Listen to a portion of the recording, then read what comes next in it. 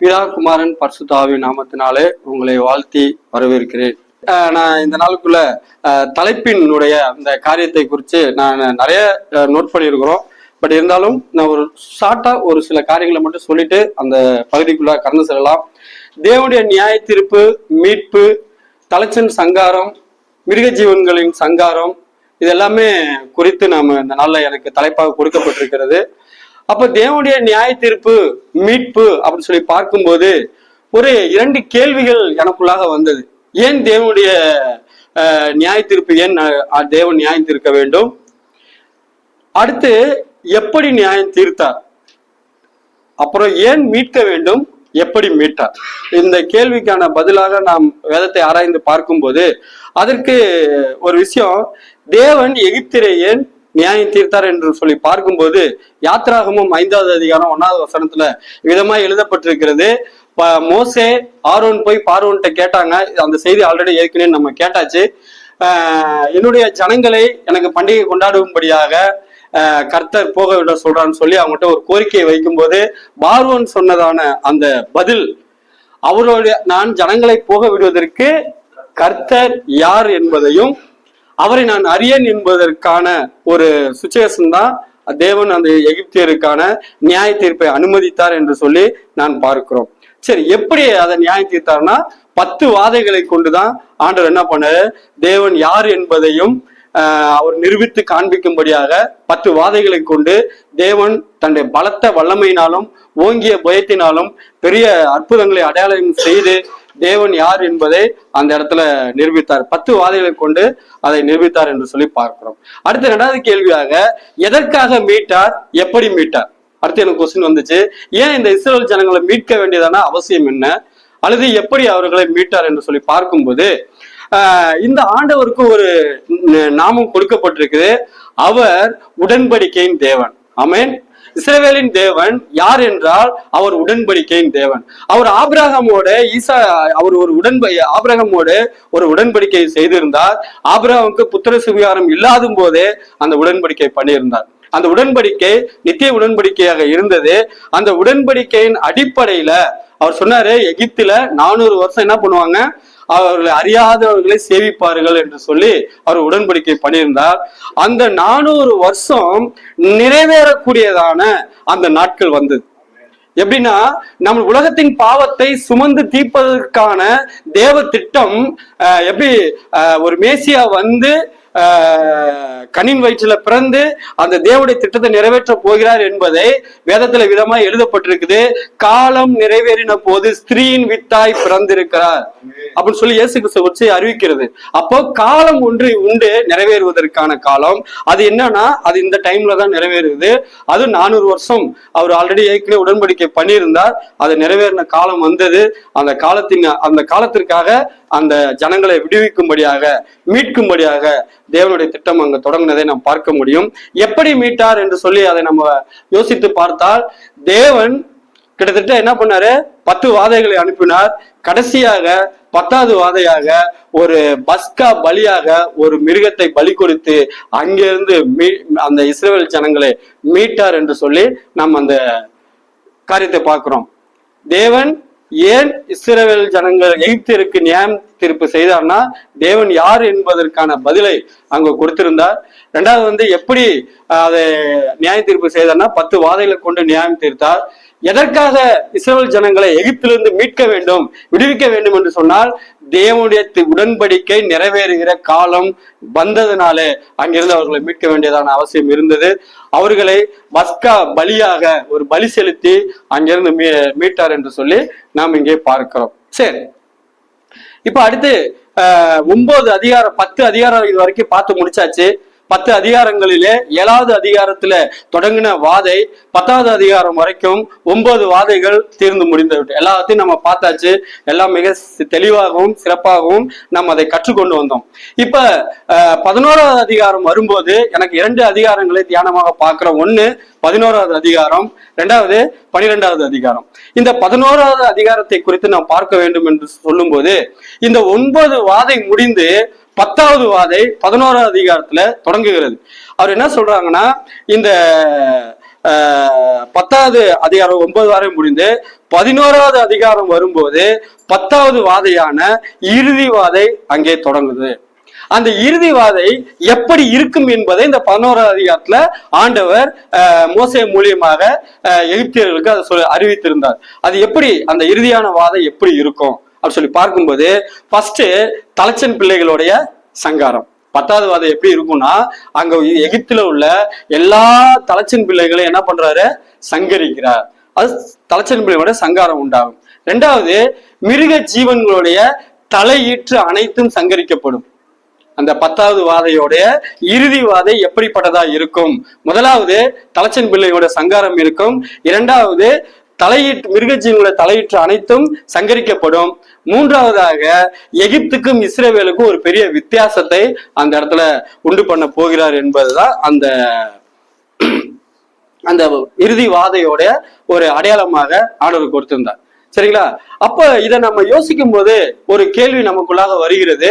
என்னன்னா, ஆண்டவர் நிறைய காரியங்களை அவர் எதை வேணாலும் செஞ்சு அந்த எகிப்தில இருந்து இஸ்ரவேலை மீட்டுக் கொள்ள முடியும். ஆனா ஏன் தலைச்சன் பிள்ளைகளை அவர் சங்கரிக்க வேண்டும்? ஒரு கேள்வி எழும்புற மாதிரி இருக்கு இல்லையா? ஏன் ஆண்டவர் தலைச்சன் பிள்ளைகளை சங்கரிக்கணும்? ஒட்டுமொத்தமா ஃபுல் எகிப்தியரை அழிச்சுட்டு அவங்க கொண்டு வந்திருக்கலாம்ல. ஆனால் ஏன் தலைச்சன் பிள்ளைகளை அவர் சங்கரிக்க வேண்டும் என்று சொல்லி ஒரு கேள்வியோட அந்த பகுதியை நாம் அணுகுவோம் என்று சொன்னால், யாத்ராகமம் புத்தகம் 4வது அதிகாரம் 22, 23 ஆகிய வசனங்களை யாராவது ஒருவர் எனக்கு வாசிக்கும்படியாக மிக அன்போடு கேட்டுக்கொள்கிறேன். யாத்ராகமம் 22, 23 ஆகிய வசனங்களை. எனக்கு ஆராதனை செய்யும்படி என் குமாரனை அனுப்பிவிடு என்று கட்டளையிடுகிறேன். அவனை விடமாட்டேன் என்பாயாகில் நான் உன்னுடைய குமாரனை உன் சிரேஷ்ட புத்திரனை சங்கரிப்பேன் என்று கர்த்தர் சொன்னார். சரி, அதுக்கு 22ல பார்க்கும்போது, இஸ்ரவேல் என்னுடைய குமாரன், அவன் என்னுடைய சிரேஷ்ட புத்திரன், அவனை அனுப்பிவிடு. அனுப்பி விடவில்லை என்றால் நான் உன்னுடைய புத்திரனையும் உன்னுடைய குமாரனையும் உன்னுடைய சேஷ்ட புத்திரனை என்ன பண்ணிடுவேன், அழிச்சிருவேன். அப்ப தலைச்சன் பிள்ளை அந்த பிள்ளையோட சங்காரம் ஒரு காரணம். இது ஒரு காரணமா இருந்தது. இன்னொரு காரணமும் ஒண்ணு இருக்கு. அது என்னன்னா, நம்ம கலாத்தியர்ல ஒரு வசனத்தை வாசிக்க முடியும். 6வது அதிகாரம் 7வது வசனத்துல வாசிச்சீங்கன்னாக்க, மனுஷன் எதை விதைக்கிறானோ அதையே அறுப்பான் என்று சொல்லி ஒரு வசனம் அங்க எழுதப்பட்டிருக்கு. அப்போ இந்த எகிப்தியருக்கு தலைச்சன் சங்காரம் உண்டாவதற்கான காரணம் என்னன்னா, இந்த எகிப்தியர்கள் இஸ்ரவேல் ஜனங்களுக்கு செய்த வினை, அவர்கள் செய்த வினை அவர்களுக்கே அது பாடமாக அமைந்தது. அவர்கள் தான் தண்டனையா மாறினது. என்ன செஞ்சாங்க? இஸ்ரவேல்ல பிறந்த எல்லா ஆண் பிள்ளைகளை என்ன பண்ணாங்க, நதியில போட்டு கொலை செய்தார்கள் என்று சொல்லி பார்க்கிறோம். அதற்கு பழி வாங்கும்படியாக தான் தேவன் எகிப்தியரின் முழு தலைச்சனங்களை என்ன பண்ணாரு, சங்கரித்தார் என்று சொல்லி நம்ம அங்கே பார்க்கிறோம். அது அவர்கள் செய்த வினை விதைத்தவன் வினையை அறுப்பான் என்று சொல்லணும். நம்ம பழமொழி எல்லாம் கேள்விப்பட்டிருக்கோம். அவன் எதை செய்தானோ அதற்கு ஈடாக என்ன பண்ணார் ஆண்டவரே, அதை செய்து காட்டினார் என்று சொல்லி நாம் பார்க்கிறோம். சரி, அடுத்து தலையீற்ற ஏன் மிருக ஜீவன்களை தலையீற்ற ஏன் பலி கொடுக்க வேண்டும் அப்படி சொல்லி ஒரு கேள்வியை பார்க்கும்போது, இதுக்கான பதில் நீங்க வீட்டுல போய் படிச்சு பாருங்க. யாத்ராகம் 13வது அதிகாரம் 15வது வசனம், யாத்ராகம் 34, 19, 20, என்னாகமம் 3, 11, 13 ஆகிய அதிகாரங்கள்ல போய் நீங்க வீட்டுல படிச்சு பாத்தீங்கன்னா அதுக்கான அதோட ரிசல்ட் அங்க இருக்கும். நான் ஒரு ஷார்ட்டா ஒரு விஷயத்த நான் சொல்ல விரும்புறேன். மிருக ஜீவன்கள் எகிப்தியனுடைய ஒரு கடவுளாக இருந்தது, அவங்களுடைய சம்பத்தாகவும் இருந்தது. எகிப்தியனுடைய பணபலமே அவங்களுடைய என்னவா இருந்துச்சு, மிருக ஜீவன்களும். 2வது அந்த மிருக ஜீவன்கள் அவங்களுக்கு கடவுளா கூட இருந்துச்சு. காளை மாடு அவங்களுக்கு ஒரு கடவுளா இருந்துச்சு, பசுமாடு அவங்களுக்கு கடவுளா இருந்துச்சு. இன்னும் சொல்ல போனா நாய் கூட அவங்களுக்கு ஒரு கடவுள் தான். இதேதான் எகிப்திலையும் அந்த எல்லா மிருக ஜீவன்களும் அவங்க கடவுளாக பார்த்தார்கள். அதனால அதோட மட்டும் இல்ல, இன்னொரு விஷயமும் இருக்கு. இந்த மிருகம் ஏன் பலி செலுத்தப்பட்டதுன்னா, ஈடுபலின்னு சொல்லுவாங்க இல்லையா? ஈடுபலி, ஒரு மிருகத்தோட பலி என்னன்னா ஈடுபலி. இன்னொன்றுக்கு, அதாவது இதற்கு பதிலாக இன்னொன்று, அது ஈடுபலின்னு சொல்லுவாங்க. அப்பனா எகிப்தின் முழு தலைச்சன்கள் சங்கரிக்கப்படுகிறது, இஸ்ரவேலின் தலைச்சன்கள் காக்கப்படுகிறது. அப்ப இவர்களுடைய ஈடுபலியாக இங்க உள்ள மிருகங்கள் என்ன பண்ணாங்க, சங்கரித்தார்கள் என்று சொல்லி நாம் பார்க்க முடியும். இதை நீங்க போயிட்டு பின்னாட்கள்ல போய் நான் சொன்ன அந்த வேத பகுதியில வாசிச்சு பார்த்தீங்கன்னாக்க, எகிப்தினுடைய தலைச்சன் மீட்கப்பட்ட அனைவருமே தேவனுக்கு சொந்தமானவர்கள். குறிப்பா மனுஷனுடைய தலைச்சன் பிள்ளைகள் தேவனுக்கு சொந்தமானவர்கள். மிருகத்தினை தலையிட்டு அனைத்தும் தேவனுக்கு சொந்தமானது. அடுத்து இந்த 11வது அதிகாரம் இதுதான். அடுத்து எகிப்துக்கும் 3வது கேள்வி, எகிப்துக்கும் இஸ்ரவேலுக்கும் ஒரு வித்தியாசம். நான் சொன்னேன் 11வது அதிகாரத்துல 10வது வாதை எப்படி இருக்கும் என்று சொல்லி எழுதப்பட்டிருக்கிறது. அதுல 1 தலைச்சன் பிள்ளையோட சங்காரம், 2வது மிருகஜீவனுடைய தலையீற்றினுடைய சங்காரம், 3வது எகிப்துக்கும் இஸ்ரவேலுக்குள்ளான வித்தியாசத்தை காண்பிக்கும்படியாக தேவன் செய்தார். எகிப்துக்கும் இஸ்ரவேலுக்கும் என்ன வித்தியாசம் நடந்துச்சுன்னு சொல்லி பார்க்கும்போது, தேவனுடைய நியாய தீர்ப்பு எகிப்துல நடந்துச்சு. இஸ்ரவேல்ல தேவனுடைய கிருபையை பார்க்க முடிந்தது. ஒரு பக்கம் நியாய தீர்ப்பு, ஒரு பக்கம் தேவனுடைய கிருபை. இது ரெண்டுக்குமான வித்தியாசம். அதைதான் அந்த இடத்துல நம்மளால என்ன பண்ண முடிஞ்சது, பார்க்க முடிஞ்சது. இங்க ஒரு பக்கம் சங்காரம் நடந்து கொண்டு இருக்கிறது, ஒரு பக்கம் கூக்குரல், அழுகுரல், இழப்பு. ஒரு பக்கம் இந்த பக்கம் பாத்தீங்கன்னாக்க எந்த இழப்பும் இல்லாம இந்த இழப்புல இருந்து மீட்டுக் கொள்வதற்கு இஸ்ரவேல் ஜனங்கள் எதுவுமே செய்யல. முழுசுமே தேவனுடைய கிருபையை அங்க பார்க்க முடிஞ்சது. ஆமென், ஹல்லேலூயா. அப்ப இரண்டுக்கான வித்தியாசம், ஒரு பக்கம் நியாய தீர்ப்பு, ஒரு பக்கம் தேவனுடைய கிருபையை நம்மளால பார்க்க முடியுதுன்னு சொல்லி நாம் இந்த 11வது அதிகாரத்துல நம்ம பார்க்கிறோம். சரி, இப்ப 12வது அதிகாரத்துக்குள்ள நாம் அந்த அதிகாரத்துக்குள்ள பார்க்க போறோம். இப்பதான் வாதை இப்படிதான் இருக்குன்னு ஆண்டவர் சொல்லிட்டாரு. 10வது வாதை இதுதான் நடக்கும்னு சொல்லிட்டாரு. இந்த 10வது வாதை நடக்கும்போது நீங்கள் என்ன செய்ய வேண்டும், இஸ்ரவேலாகிய நீங்கள் என்ன செய்ய வேணும் அப்படி என்பதற்கான ஒரு ரூல்ஸ் அண்ட் ரெகுலேஷன் தான் இந்த 12வது அதிகாரத்துல கொடுக்கப்பட்டிருக்கு. சரியா? இந்த 12வது அதிகாரத்தை குறித்து நான் பார்க்கணும்னா, பழைய ஏற்பாட்டுல திறவுகோல் அதிகாரம் சொல்லி ஒரு சில அதிகாரங்கள் இருக்கு. ஆதியாகமத்தை குறித்து எடுத்தீங்கன்னா 1 அதிகாரம், 3வது அதிகாரம், 12வது அதிகாரம் ஒரு திறவுகோலான அதிகாரம். ஒவ்வொருடைய நிகழ்ச்சிக்கும் தொடக்கமாக இந்த அதிகாரம்லாம் இருக்கும். அதே போல யாத்ராகம் புத்தகத்தினுடைய ஒரு திறவுகோல் அதிகாரம் எதுன்னு சொல்லி பாத்தீங்கன்னா இந்த 12வது அதிகாரம் தான். யாத்ராகம் புத்தகத்தினுடைய ஒரு திறவுகோல் அதிகாரம் இந்த 12வது அதிகாரம் தான். அது மட்டுமல்ல, இந்த 12வது அதிகாரம் ஒரு வரலாற்று சிறப்பு மிக்க ஒரு நிகழ்வை உள்ளடக்கிய அதிகாரம். இந்த 12வது அதிகாரம் என்னன்னு சொல்லி பாத்தீங்கன்னா ஒரு வரலாற்று சிறப்பு மிக்க ஒரு சம்பவத்தை உள்ளடக்கியதான் இந்த 12வது அதிகாரம். அது மட்டுமல்ல, இன்னொரு ஒரு சிறப்பு இதுல இருக்கு.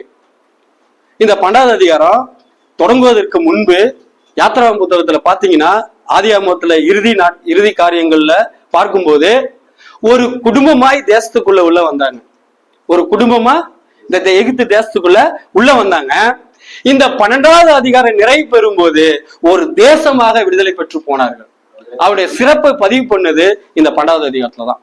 ஒரு குடும்பமாய் உள்ள வந்தவர்கள் தேசமாய் வெளியில விடுதலை பெற்று போனார்கள் என்று சொல்லி அறிவிக்கிற பகுதி தான் இந்த 12வது அதிகாரம். அது மட்டுமல்ல, தேவனுடைய உடன்படிக்கை நிறைவேற போகிறதான சமீப நாட்கள் நெருங்கி விட்டதை அறிவிப்பது இந்த 12வது அதிகாரம் தான். தேவனுடைய உடன்படிக்கை ஏன்னா நம்ம ஆல்ரெடி ஏற்கனவே பார்த்ததுதான். ஆதியாகமம் 15வது இடத்துல சொன்னார்ல, நீ இருக்கிற இந்த தேசத்தை உனக்கு என்ன பண்ண போறேன், கொடுக்க போறேன், உன்னுடைய சந்ததிக்கு கொடுப்பேன். அவங்க என்ன பண்ணுவாங்கன்னா 400 வருஷம் அங்க அடிமையா இருந்து 4ஆம் தலைமுறையில எங்க வருவாங்க, இதே இடத்துக்கு வருவாங்க. ஆண்டவர் சொல்லியிருந்தார் இல்லையா, அவங்க இங்கிருந்து கிளம்பி அந்த வாக்குத்தத்தம் பண்ணப்பட்ட தேசத்துக்கு போறாங்க. அந்த நாட்கள் மிக நெருங்கி விட்டதை அறிவிக்கிற ஒரு பகுதி தான் இந்த 12வது அதிகாரத்துல அந்த சம்பவங்கள் நிகழ்ச்சிகள் அங்க இருக்கு. இன்னொரு சிறப்பு கூட இந்த 12வது அதிகாரத்துல இருக்கு. இன்னொன்னு என்னன்னு சொல்லி பாத்தீங்கன்னா, தேவனுடைய தீர்க்க தரிசனம் நிறைவேறின பகுதி இங்கதான் இருக்கு. தேவனுடைய தீர்க்க தரிசனம் நிறைவேறின பகுதி. என்னென்ன தீர்க்க தரிசனமா ஆண்டவர் சொல்லியிருந்தாரு, அதே ஆதியாகமம் 15 எடுத்து வாசிச்சு பாத்தீங்கன்னா அவங்க எப்படி இருப்பாங்க, அடிமையா இருப்பாங்க. அவங்க மிகுந்த பொருட்களோட என்ன பண்ணிடுவாங்க, வெளியேறி வந்துருவாங்க. அப்ப அடிமையா இருப்பாங்க, 4வது தலைமுறையில வெளியேறுவாங்க, மிகுந்த பொருட்களோட என்ன பண்ணிடுவாங்க, வெளியேறி வருவாங்க. நிறைவேறுச்சா? அந்த சரித்திரம் எங்க பதிவு பண்ணப்பட்டிருக்கு, இந்த 12வது அதிகாரத்துலதான். 430 வருஷம் முடிந்த அன்றைய தினமே என்ன பண்ணாங்க, எகிப்துல இருந்து புறப்பட்டாங்க. மிகுந்த செல்வத்தை கொள்ளையாடினாரு. நமக்கு ஆச்சரியமா இருந்துச்சு. சரி, புறப்பட்டு போனாங்க, ஓகே, ஏன்டா அவங்க இவ்வளவு பொருள் எல்லாம் எடுத்துட்டு போனாங்க அப்படி சொல்லி யோசிச்சு அதை பார்ப்போம் என்று சொன்னால், தியானிச்சு பார்த்தோம்னு சொன்னாக்க, இஸ்ரேல் ஜனங்கள் அங்க 400 வருஷம் அடிமையா இருந்தாங்க. ஐயா சீமனையா எடுக்கும்போது தெளிவா சொன்னாங்க. நிறைய உபத்திரவப்படுத்தினாங்க. ஆனா அவங்களுக்கு என்ன இல்ல, கூலி கிடையாதுல்ல. 1 வருஷம் 2 வருஷமா 4 தலைமுறைகள் உள்ள அடிமையா இருந்தாங்கல்ல. அப்படியே சும்மா வந்துட முடியுமா?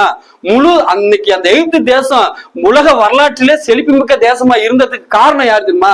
எகிப்தினுடைய பலன் அல்ல, இஸ்ரவேலுடைய உழைப்பு அங்க இருக்கு. அவருடைய உழைப்பு தான் எகிப்தின் செழிப்புக்கான காரணம். அவர்கள் வெளியில வரும்போது சும்மா வந்துட முடியுமா? அதுக்கான கூலி வேணும்ல, அதை தான் பெற்றுக்கொண்டு அவர்கள் வெளியே வந்தார்கள். சும்மா இல்ல, எதெல்லாம் கேட்கிறாங்களோ. அவர் ட்ரெஸ் கிடையாதுங்க, அவங்க வெளில வரும்போது ட்ரெஸ்ஸை கூட வாங்கிட்டு வந்தாங்க. ஆனா அடிமையா இருக்கும்போது அவங்களுக்கான வஸ்திரம், சரியான வஸ்திரமே கிடையாது. அடிமைக்கு என்ன வஸ்திரம் இருக்குன்னு அனல் நூல் எப்படி ஒரு மோசமான வஸ்திரம் தான். ஆனா வெளில வரும்போது வஸ்திரத்தை எடுத்துக்கொண்டு வந்தார்கள். நிறைய விஷயங்கள் அங்க பார்க்க முடியும். அவ்வளவு பொருளை கொலையாடி வந்த தங்கம்னா அவங்க கண்ணு கூட பார்த்துருக்க மாட்டாங்க.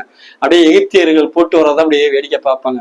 நம்ம வீட்டுல என்னைக்குதான் நம்ம பிள்ளைக்கெல்லாம் அப்படி போறோம் யோசிச்சுப்பாங்களா வேலை செய்யும் போது. அதெல்லாம் கொள்ளையாடிட்டு வந்தாங்க. வெளினா என்னன்னு தெரியாது, அதெல்லாம் எடுத்துட்டு வந்தாங்க. அவ்வளோ பெரிய திரவியத்தை அங்கிருந்து வெளில கொண்டு வந்தாங்க. அதுக்கு தேவன் கொடுத்ததான சன்மானம், அவருக்கு அடிமைத்தனத்துல பாடுபட்டு உழைச்சி சம்பாதித்ததுக்கான கூலியை தேவன் அங்கிருந்து எகிப்தியர் கையில இருந்து பெற்றுக் கொடுத்தார் என்று சொல்லி பார்க்கிறோம். அது மட்டுமல்ல, இன்னும் அந்த பண்டிகை இன்னொரு சிறப்பா பார்க்க முடியும். பஸ்கா பண்டிகையும் புளிப்பில்லாத அப்ப பண்டிகையுடைய தொடக்கம் இங்கதான் இருக்கு. பஸ்கா பண்டிகைனா என்ன, புளிப்பில்லா அப்ப பண்டிகைனா என்ன, அதை எப்படி நீங்க ஆசரிக்கணும், எல்லாமே இந்த 12வது அதிகாரத்துல ஆரம்பிக்கிறதை பார்க்க முடியும்.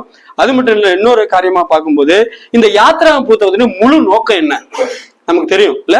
யாத்திராகம் புத்தகத்தினுடைய முழு நோக்கம் அது இங்கதான் எழுதப்பட்டிருக்கு, இந்த 12வது அதிகாரத்துல எழுதப்பட்டிருக்கு. யோவானோட முழு நோக்கம் எப்படி யோவான் 20வது அதிகாரத்துல பதிவு செய்யப்பட்டிருக்கோ, அதே மாதிரி யாத்திராகம் புத்தகத்தை எழுதுவதற்கான பதிவு செய்வதற்கு நோக்கம் என்னன்னா, இந்த 12வது அதிகாரம் 25வது வசனம் 27வது வசனம் தான் தெளிவா சொல்லியிருக்கு. நீங்க போய் எகிப்துல கானான் தேசத்துல குடியிருக்கும் போது உங்கள் பிள்ளைகள் இந்த ஆராதனையின் கருத்து என்னவென்று கேட்டால் நீங்க என்ன பண்ணணும், உங்க பிள்ளைக்கு சொல்லிக் கொடுக்கணும். நீங்க அந்த வசனத்தை வாசிங்களா பார்க்கலாம். கர்த்தர் உங்களுக்கு தாம் சொன்னபடி கொடுக்க போகிற தேசத்திலே நீங்கள் போய் சேரும் போது இந்த ஆராதனையை கை கொள்ள கடவீர்கள். அப்பொழுது உங்க பிள்ளைகள் இந்த ஆராதனையின் கருத்து என்ன என்று உங்களை கேட்டால் இது கர்த்தருடைய பஸ்காவாகிய பலி. அவர் எகிப்தியரை அதம் பண்ணி நம்முடைய வீடுகளை தப்ப பண்ணின போது எகிப்திலிருந்து இஸ்ரவேல் புத்திரருடைய வீடுகளை கடந்து போனார். ஆமென், அல்லேலூயா. இந்த யாத்திராகம் புத்தகம் பதிவு செய்யப்படுகிற மிக முக்கியமான நோக்கமே தான். பின்வரும் சந்ததிகள் தேவனுடைய அவருடைய வல்லமையை, அவருடைய அந்த பலத்தை அறிந்து கொள்ளும்படியாக என்ன பண்ணாரு, இதுல இருக்க அனைத்து சம்பவங்களும் பதிவு பண்ணப்பட்டிருக்கு. இதுதான் இந்த யாத்திராகம் புத்தகத்தோட நோக்கமே. நீங்க எல்லா இடத்துலயும் வாசிச்சு பாத்தீங்கன்னா இது அப்படியே இது உபாம வரைக்கும் ரிப்பீட்டட் பண்ணிட்டே வருவார். உன் பிள்ளைக்கு சொல்லிக் கொடு, உன் பிள்ளைகளுக்கு சொல்லிக் கொடு. இது எல்லா கற்பனை நடக்கும் போது, படுத்திருக்கும் போது, எந்திரிக்கும் போது, எல்லா டைமும் சொல்லிக் கொடு. இதான் ஆண்டவர் கொடுத்திருந்தார். இதை அவங்க செய்யணும். இதுதான் அவருடைய முக்கிய பகுதியாக நம்ம இந்த இடத்துல பார்க்க முடியும். கடைசியா சொல்லி பார்க்கும்போது இஸ்ரவேல் எகிப்தின் கடைசி இரவாக இதுதான் இருந்துச்சு. இந்த 12வது அதிகாரத்தில் நடக்கக்கூடிய சம்பவம் ஒரு சாயங்கால வேலையிலே தொடங்கி இரவு வரைக்கும் நீடித்தது. அந்த இரவு தான் எகிப்தினுடைய இஸ்ரவேலுக்கான கடைசி இரவாக இருந்தது. அதுக்கப்புறம் அவர் சுதந்திர காற்றை சுதந்திரிக்க போறாங்க. அடிமைகளா இருந்த சுயாதீனம் உள்ளவர்களாக இந்த தேசத்தை விட்டு அவர் பொழுது விடியும் போது அவர் விடுதலை பெற்ற ஜனங்களாக இந்த இடத்த விட்டு கடந்து போக போறாங்க 12வது அதிகாரம் நிறைவு பெறும்போது. அப்ப இவ்வளவு பெரிய சிறப்பு மிக்கதான இந்த இதுல இன்னும் நிறைய காரியங்கள் இருக்கு.